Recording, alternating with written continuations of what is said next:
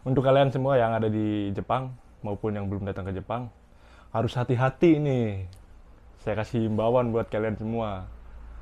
Hati-hati kalau ada orang Jepang bilang, "Ini, apapun yang kamu lakuin." Kalau orang Jepang udah bilang, "Ini, sugoi ne, sugoi, kakoi ne." Pokoknya yang memuji-muji kalian.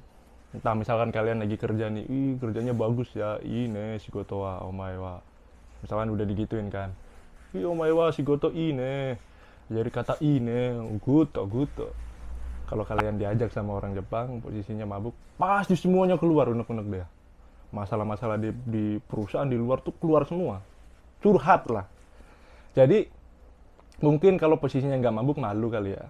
Mungkin malu. Tahu sendiri loh orang Jepang kan mereka kan keras semua.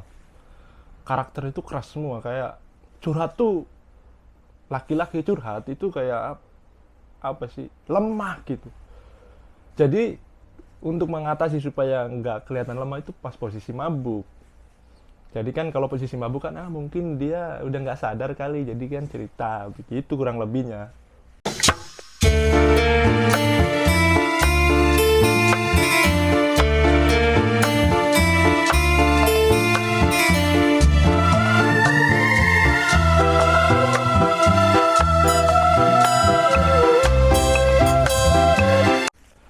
Halo, assalamualaikum warahmatullahi wabarakatuh. Kembali lagi dengan saya Arifin Bob di konten Sura.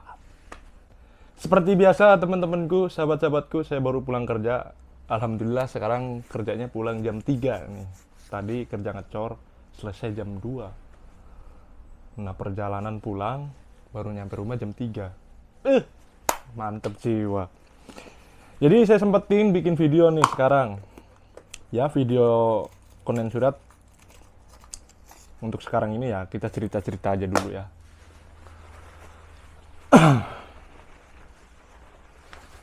Sebelum membuka cerita, nyalain rokoknya dulu buat kalian yang nonton juga. Minum dulu kopinya, bikin dulu kopinya, rokokan dulu biar santai kan.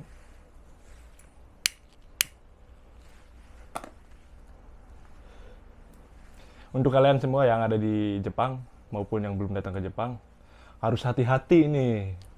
Saya kasih himbauan buat kalian semua. Hati-hati kalau ada orang Jepang bilang, "Ini, apapun yang kamu lakuin." Kalau orang Jepang udah bilang, "Ini, sugoi ne, sugoi, kakoi ne." Pokoknya yang memuji-muji kalian. Entah misalkan kalian lagi kerja nih, "Ih, kerjanya bagus ya. Ini, shigoto wa omae wa." Misalkan udah digituin kan. "Ih, omae wa shigoto ini." Jadi kata ini, guto, guto. Tahi itu. Awas tuh kalian harus hati-hati tuh. Jangan sampai melayang tuh gara-gara dipuji kayak gitu. Nanti aku dipuji nih sama orang Jepang nih, berarti aku kerjanya udah yes nih, udah bagus nih. Jangan, anjing itu. Di balik kata-kata itu ada sesuatu yang tersembunyi. Apa? Namanya orang memuji ya. Pasti yang dipuji kan senang. Wih, seneng nih. Nah, seterusnya, selanjutnya pasti tolong dong iketin, kamu mah bagus tuh ngikatnya. Tolong ini iketin semua nih. Semuanya diiketin, pokoknya. Muter diiket semua. Sama ente mah bagus iketannya.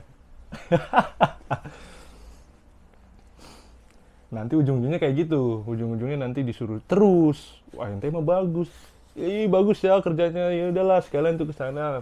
Soalnya kamu mau bagus kerjanya, itu semuanya tuh kerjain.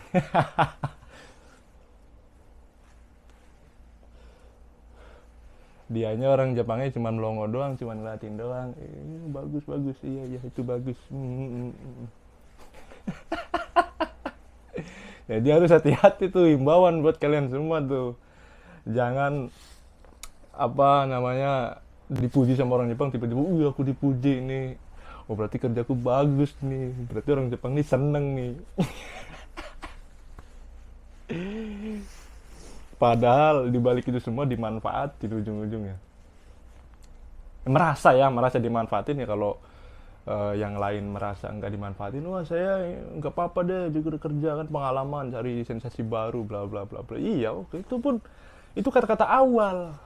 Tapi kalau terus-terusan ente yang lakuin terus-terusan itu bukan lagi manfaat jatuhnya.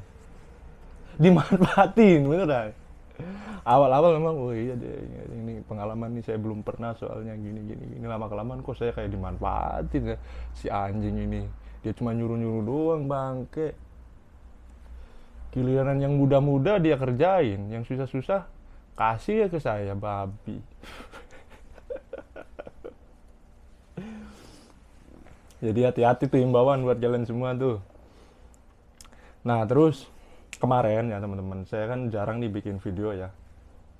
Kemarin waktu malam minggu kalau nggak salah, itu diajak keluar sama teman karyawan lah, teman satu kerjaan. Udah oleng tuh dia kan, udah oleng-oleng, udah mabuk. Nah sebelum dia ngajak saya, jadi minggu kemarinnya dia datang. Nah saya pergi sama si Nikmal kemarin yang podcast sama saya itu kan, pergi sama Nikmal ke Namba main.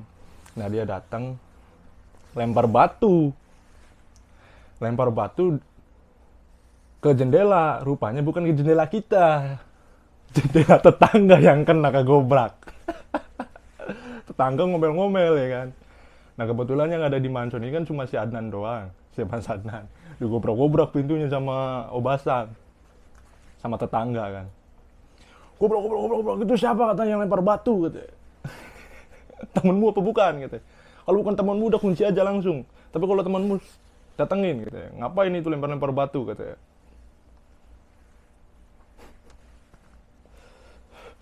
Nah seterusnya lanjutannya saya nggak tahu, nantilah tanya sama Mas Adnan aja ya, buat kalian yang pengen tahu itu masalahnya apa, nanti deh saya ngobrol sama Mas Adnan aja biar jelas kan.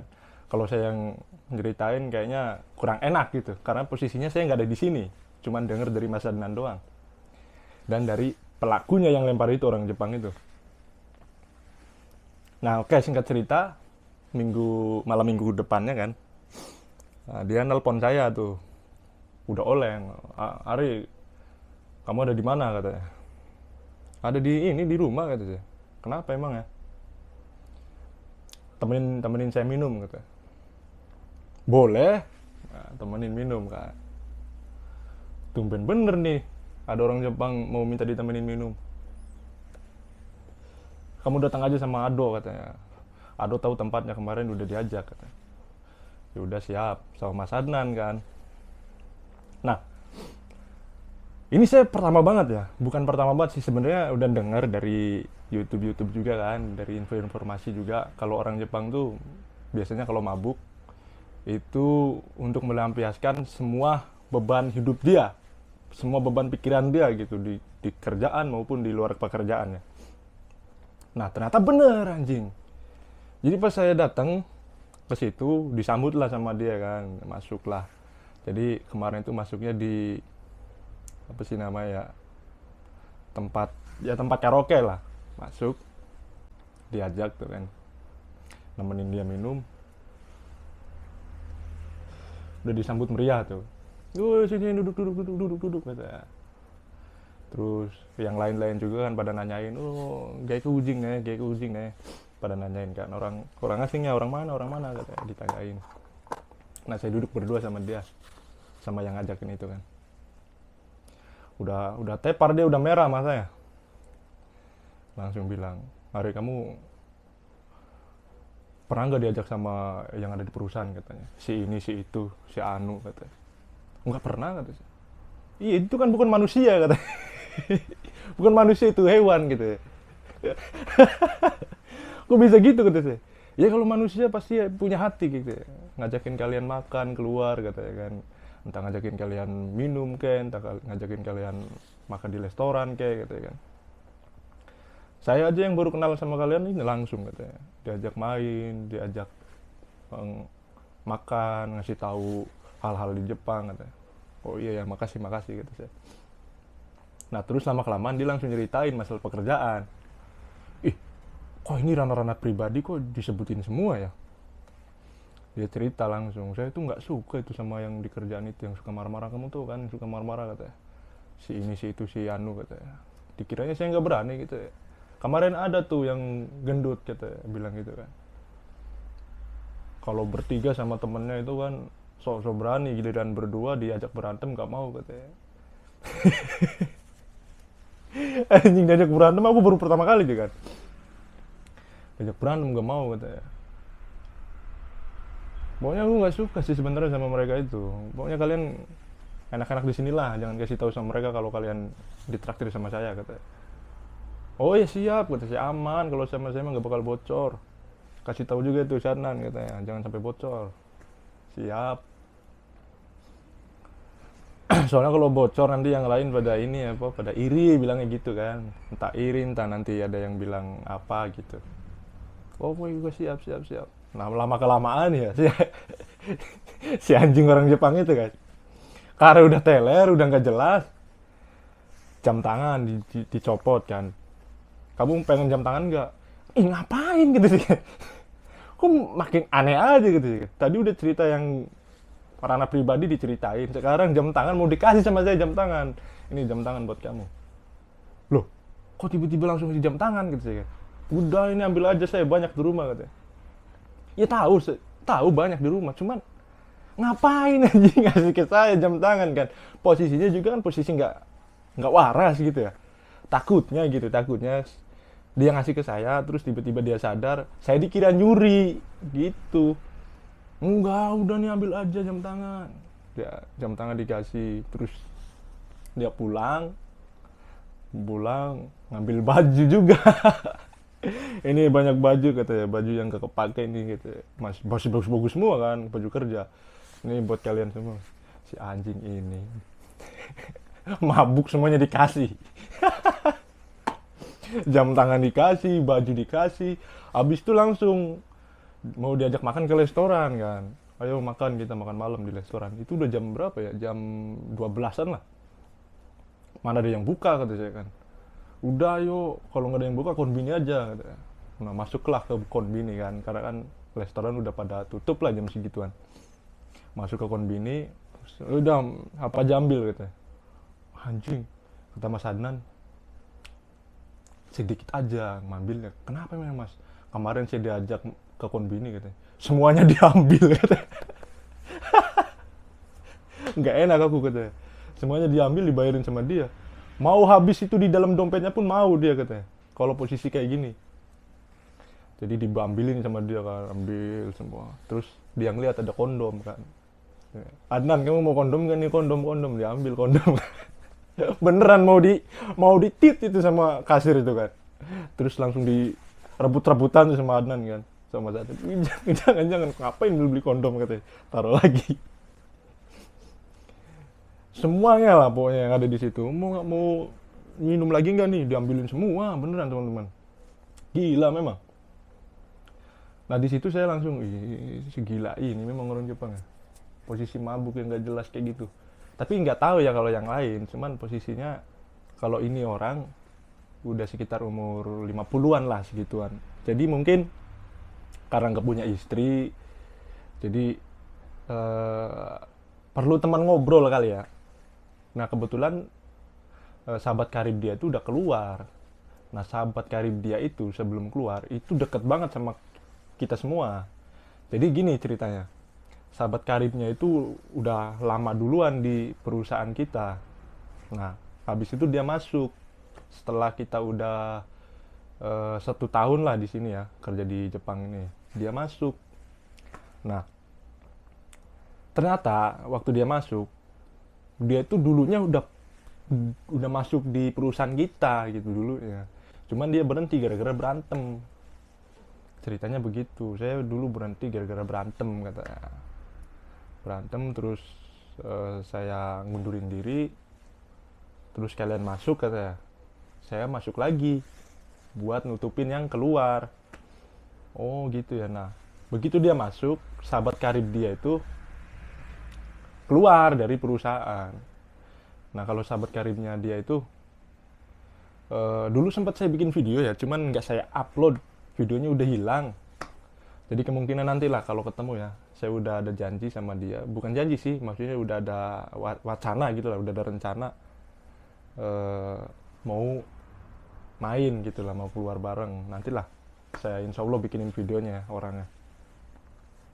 Baik banget dia tuh, orangnya baik banget, sumpah.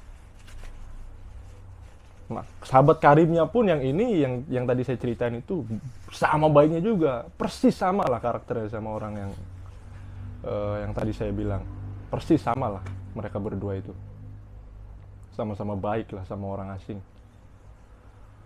Nah, kira-kira seperti itu ceritanya teman-teman, cerita dari saya. Ini bukan dikarang-karang ya, ini asli sumpah.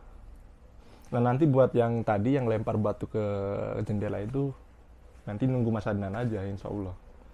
Ya kalau kalian pengen lah, nanti saya bikinin videonya.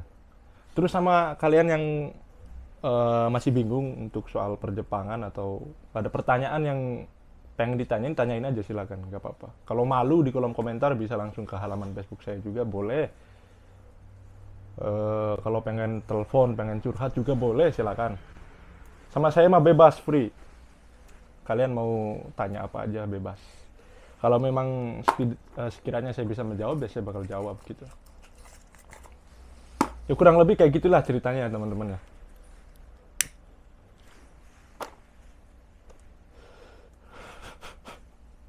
Buat nanti buat teman-teman yang penasaran gitu ya ataupun gak percaya ya coba aja gitu, coba aja sendiri nanti kalau udah di Jepang. Kalau kalian diajak sama orang Jepang posisinya mabuk, pasti semuanya keluar unek-unek dia.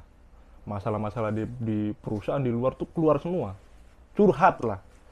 Jadi mungkin kalau posisinya nggak mabuk malu kali ya, mungkin malu. Tahu sendiri loh, orang Jepang kan mereka kan keras semua, karakter itu keras semua. Kayak curhat tuh, laki-laki curhat itu kayak apa sih, lemah gitu. Jadi untuk mengatasi supaya nggak kelihatan lemah itu pas posisi mabuk. Jadi kan kalau posisi mabuk kan mungkin dia udah nggak sadar kali, jadi kan cerita begitu kurang lebihnya. Nah akhirnya saya tahu, jadi oh berarti bener yang dibilang, bukan dibilang sih, yang saya tahu gitu ya. Ada yang pernah ngomong kalau orang Jepang itu mabuk untuk melampiaskan semua beban pikiran dia, jadi untuk dia curhat, kurang lebih seperti itu. Ternyata bener, saya tahu sendiri gitu, dan saya pun dengerin sendiri dia ngoceh-ngoceh nggak jelas, semua ngoceh nggak jelas lah, apapun diocehin lah. Udah ngomongnya baca, tahu sendiri loh orang udah teler gimana ngomongnya. Udah teman-teman, mungkin itu saja ya cerita dari saya, mudah-mudahan menghibur buat kalian semua. Saya Arifin Bob undur diri, wassalamualaikum warahmatullahi wabarakatuh. Salam Wong Reang.